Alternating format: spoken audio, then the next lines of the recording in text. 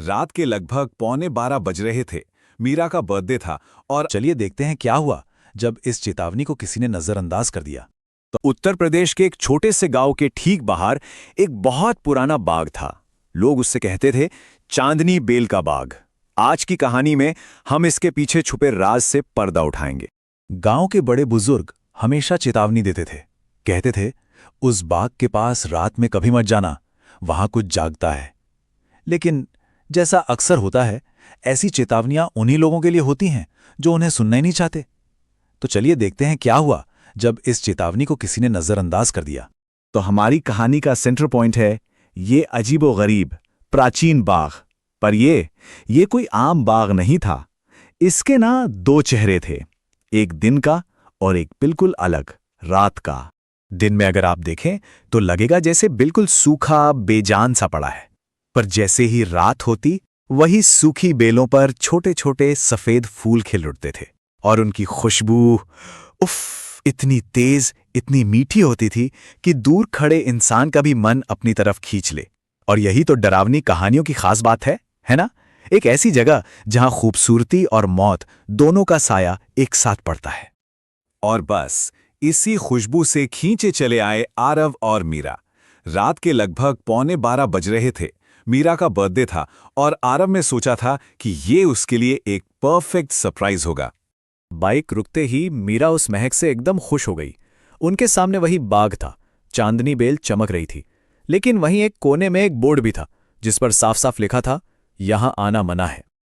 और बस यहीं से मीरा का जन्मदिन एक सरप्राइज से एक बहुत बड़े खतरे में बदलने वाला था। देखते हैं आगे क्या हुआ। अचानक अंधेरे से एक बूढ़ा सा चौकीदार सामने आया। उसकी आवाज में घबराहट थी।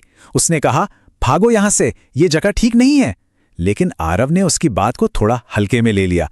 तभी वो चौकीदार जोर से चिल्लाया, वो जाग गई है, आज वो किसी ना किसी को लेकर ही जाएगी। उधर मीरा उस खुशबू और खूबसूरती में इतनी खो चुकी थी कि उसने बेल के पास जाकर एक फूल तोड़ लिया और अपने बालों में लगा लिया। और बस यही वो गलती थी। हॉरर कहानियों में इसे ट्रांसग्रेशन कहते हैं। मतलब आपने एक नियम तोड़ा और अनजाने में एक बुराई को दावत दे दी। फूल तोड़ते ही अचानक से हवा एकदम ठंडी हो गई और एक अजीब सी सुनसनाती हुई आवाज सुनाई दी। वो आवाज ऐसा लग रहा था जैसे सीधे मीरा से बात कर रही हो। आखिर तुम आ ही गई। जैसे बाग में कोई सदियों से बस उसी का इंतजार कर रहा था। ये इशारा था कि वो अनजाने में एक बहुत बड़े जाल में फंस चुकी थी। और फिर चीजें तेजी से बिगड़ने लगी। बाइक से पेट्रोल अपने आप लीक होने लगा और अगले ही पल बिना किसी वजह के जमीन पर आग भड़क उठी। और उस आग की रोशनी में वो खूबसूरत सफेद फूल अब खून की तरह लाल दिख रहे थे। माहौल अब पूरी तरह से डरावना हो चुका था।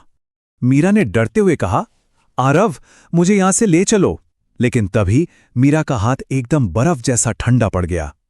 इससे पहले कि आरव कुछ भी समझ पाता, एक काले धुएं ने मीरा को चारों तरफ से घेर लिया। उसकी आखिरी आवाज एक चीख थी, आरव! आरव ने उसे पकड़ने के लिए हाथ बढ़ाया, लेकिन एक अनजानी ताकत ने उसे पीछे धकेल दिया। ये सब कुछ सिर्फ 3 सेकंड्स के अंदर हो गया। और उन 3 सेकंड्स के बाद मीरा वहां नहीं थी। वो गायब हो चुकी थी। जमीन पर सिर्फ वही एक फूल पड़ा था जो उसने तोड़ा था, लेकिन अब वो पूरी तरह से मुरझा चुका था। मीरा के गायब होने के बाद उस बूढ़े चौकीदार ने आखिरकार उस बाग के पीछे छिपा 500 साल पुराना राज खोला। चौकीदार ने बताया, 500 साल पहले यहां एक रानी थी जो अमर होना चाहती थी। उसने काला जादू किया और एक ऐसी बेल बनाई जो इंसान की रूह पीकर जीती है। हर साल एक मासूम लड़की उस बेल का शिकार बनती है। देखा आपने, यही ताकत होती है लोक कथाओं की, फोकलोर की, जो एक जगह को एक श्राप से हमेशा के लिए जोड़ देती है। आरव अभी ये सब सुन ही रहा था कि अचानक उसके पैरों के नीचे की जमीन फट गई और वो नीचे एक अंधेरे पुराने महल में जा गिरा। और वहां उसने जो देखा वो बहुत भयानक था। मीरा एक पत्थर की वेदी पर बंधी हुई थी और वो बेलन उसके चारों तरफ लिपटी उसकी जिंदगी चूस रही थी। आरव चिल्लाया, मीरा! मीरा ने आंखें खोली, लेकिन वो मीरा नहीं थी। उसकी आंखें पूरी सफेद हो चुकी थीं और उसकी आवाज बदल गई थी। उसने एक अजीब सी मुस्कान के साथ कहा, शुक्रिया आरव, मुझे एक नया शरीर देने के लिए। और इतना कहते ही वो धुआं बनकर हवा में घुल गई। इस कहानी का अंत उसकी शुरुआत से भी ज्यादा दर्दनाक है। ये आखिरी हिस्सा उस इंतजार और उस चेतावनी के बारे में है जो पीछे रह गए।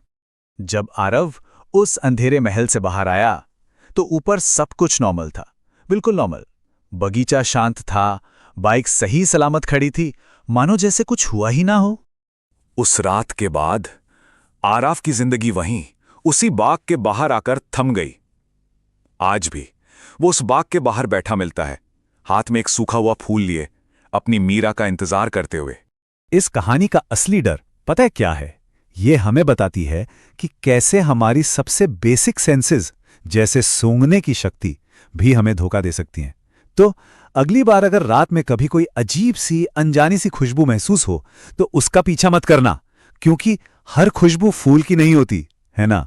अगर आपको ऐसी रूह कांपा देने वाली कहानियां पसंद हैं तो इस चैनल को सब्सक्राइब जरूर करें। और हां, कमेंट्स में बताइए अगला कौन सा राज है जिसके बारे में आप सुनना चाहते हैं।